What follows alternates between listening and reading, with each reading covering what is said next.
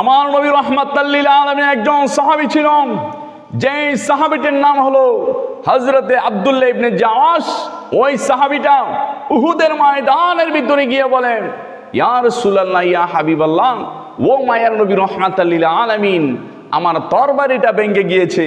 তখন আল্লাহর হাবিব রাহমাতাল লিল আলামিন ওই সাহাবাকে একটা খেজুরের ডাল মোবারক যখন দিল, ওই খেজুরের ডাল মোবারক যখন ওই সাহাবার হাতের ভিতরে যখন চলে আসলো, তখন চলে আসার পরে ওই খেজুরের ডালটা আসার সঙ্গে সঙ্গে ওই সাহাবার হাতের ভিতরে তরবারিতে পরিণত হয়ে গেল। চিৎকার মেরে বলুন সুবহানাল্লাহ।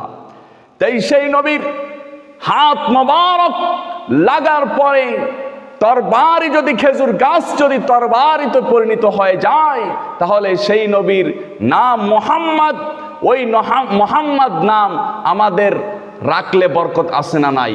আর জবান খুলে বলুন দরকার। তাহলে সেই নবীর নাম মুবারক যদি মুহাম্মদ যদি আমরা যদি নামের সঙ্গে যদি লাগাই, তাহলে বরকত হবে কি হবে না? আমার আল্লাহ পাক রব্বুল আলামিন বলেন, আলহামদুলিল্লাহি রাব্বিল আলামিন, আমি আল্লাহ পাক রব্বুল আলামিন যত জায়গার রহমত, ওমা আরসালনাকা ইল্লা রাহমাতাল লিল আলামিন, আমার দয়াল নবী তত জায়গার ভিতরে রহমত। চিৎকার মেরে বলুন সুবহানাল্লাহ। আমি আল্লাহ পাক রব্বুল আলামিন যত জায়গার ভিতরে রব, যত জায়গার ভিতরে প্রভু, তত জায়গার ভিতরে আমার নবী রাহমাতাল লিল আলামিন রহমত। সুবহানাল্লাহ।